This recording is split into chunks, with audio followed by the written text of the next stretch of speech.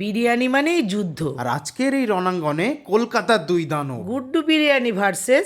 আন বান শান আরমান বিরিয়ানি। আর এই যুদ্ধে কে হারবে আর কে জিতবে? আর কোনটাই বা খেয়ে মনে হবে অমৃত খেয়ে নিলাম। তাহলে চলো শুরু করা যাক। হালকা হালকা ঠান্ডা ওয়েদারে বেরিয়ে পড়েছিলাম বিরিয়ানি আনতে, আর চোখের সামনে ভেসে উঠলো ছোটবেলাকার স্মৃতিগুলো। বাড়ি থেকে প্রায় 15 মিনিটের হাঁটা পথ হলো বিরিয়ানির দোকান। এ যেন কলকাতার গলি নয়, এ তো বিরিয়ানির শহর। তোমরা যেদিকেই তাকাবে সব দিকে খালি বিরিয়ানির দোকান দেখবে।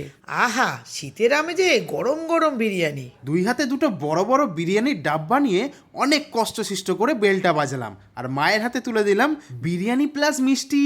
তবে আজ মিষ্টি নয়, অন্য দিনের জন্য তোলা রইলো। তোলা তো থাকবে বটেই, কারণ প্রথমেই হাতে চলে এলো গুড্ডু বিরিয়ানি। তাহলে চলো প্রথমেই দেখা যাক গুড্ডু বিরিয়ানি। ডাব্বার ওপর বড় বড় করে লেখা গুড্ডু বিরিয়ানি, যা অবস্থিত পিকনিক গার্ডেন রোডের ওপর। ঢাকনা খোলার পরে যা গন্ধ বেরিয়ে এলো, মনটা ভরে গেল।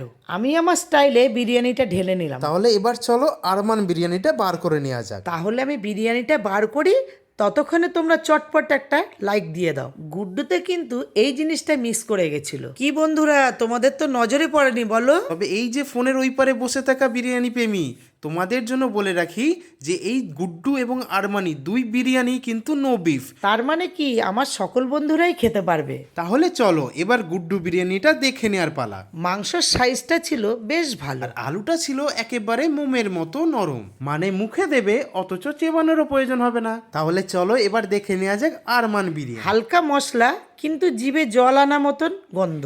আহা, মাংসর পিসটা দেখে তো মনটা ভরে গেল, গুড্ডুর থেকেও বড়। আলুটাও ছিল বেশ নরম, তবে গুড্ডুরটা একটু বেশি বেটার ছিল। এবার টেস্ট করার পালা। আহা, প্রথমেই মা তুলে নিল গুড্ডু বিরিয়ানি। কি গো মা, কেমন লাগলো খেতে বলো তো? বেশ ভালো। আহা, শুনে খুব ভালো লাগলো। ঠিক আছে, এবার আরমানটা টেস্ট করে বলো।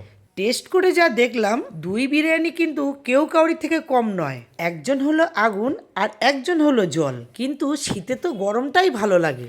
অর্থাৎ আজ আমি গুড্ডুটাকে একটু আগিয়ে রাখলাম।